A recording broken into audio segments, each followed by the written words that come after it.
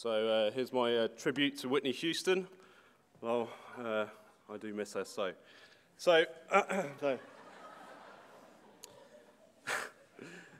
this is a talk about authorship markup, of course, and one of the hottest topics in search. And I've got 6 minutes to do it justice.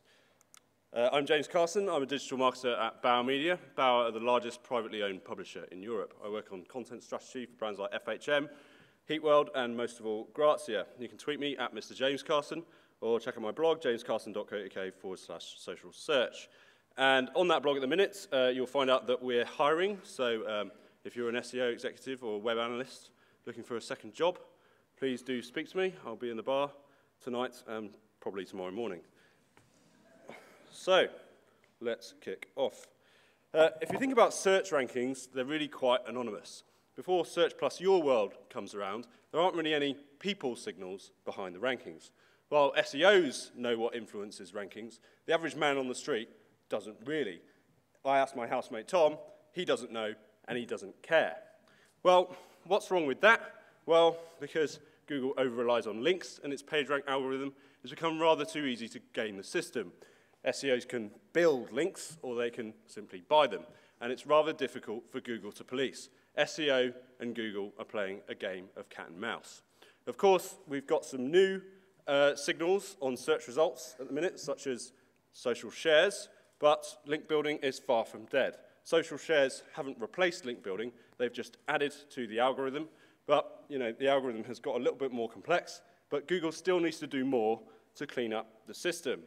Last year, of course, we had Google Panda, when that slide comes up. There we go.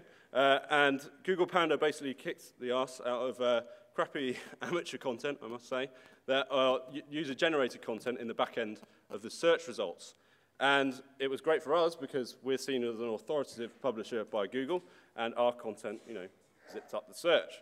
But the next stage of this is to add the authority of authors to the mix. And Google actually patented agent rank as early as 2007. And here's Bill Slawski talking about that. Content creators could be given reputation scores which could influence the rankings of pages where their content appears or which they own, edit, or endorse. So the rankings of the future are going to be a little bit more complex than what we know today. And this is a slide from Simon Penson. It says agent, trust, or author rank. That's all one and the same thing. Who wrote it and what is their authority? Who links to it, which is the traditional page rank factors, and who shared it, which we know at the minute is social shares. But this puts the who in the rankings. And we know the system as rel equals author. So basically, it's a system of an author saying, I did this, I created this piece of content. This is passed on to Google, which acts as an online identity card.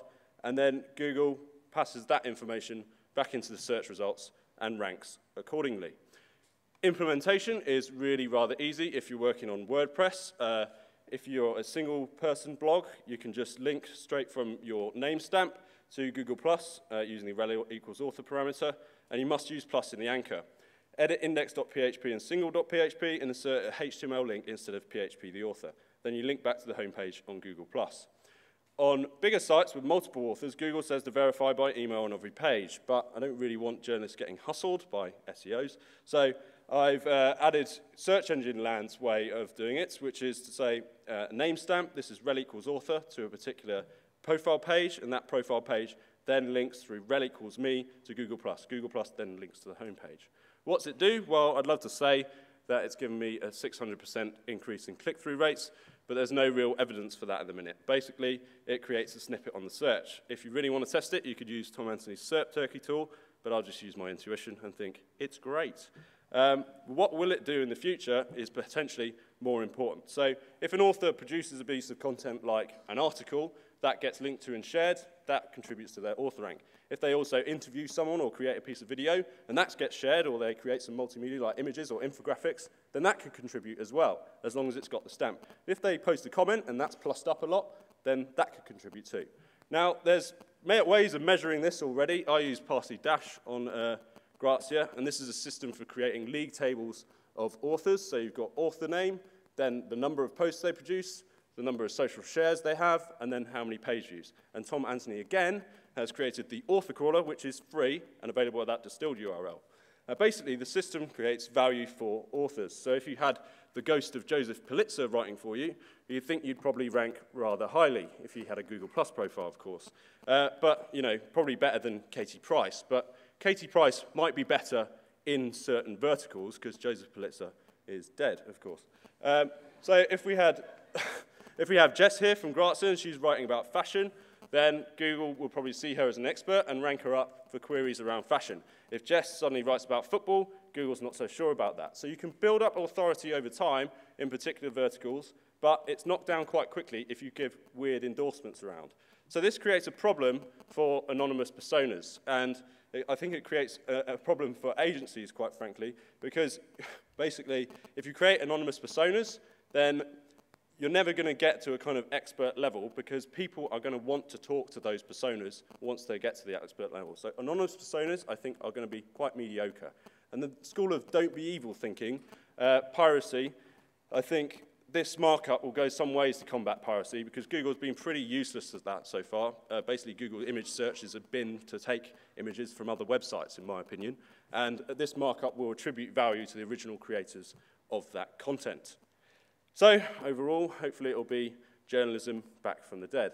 Journalism has had a really tough time since 2006 with the rise of social media, but with the introduction of Google Panda last year, yes, I'm going to say it's a good thing for journalism, and now we have rel equals author markup, which shifts the authority back to individuals. How long will it take? Well, I think it's going to be an evolution, not a revolution. AJ Cohn says it's going to be bigger than all of the Panda updates combined, perhaps, but, you know, it will take a long time.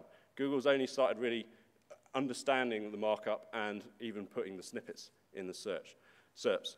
But you might as well just do it now because it's so damn easy. It's 2 hours to write the brief and 1 day to implement, and that's if you're on a really crap publishing platform. If you're on WordPress, you can probably do this in half an hour. The biggest challenge I've had in a big media organization is getting people to join Google+, which people really don't want to do. Basically, I think it's an integrated future. So this is the SERPs that we're looking at now on Search Plus Your World. You've got social there, you've got PPC, you've got schema, and authorship and link building are going to come together for this integrated future. Thanks.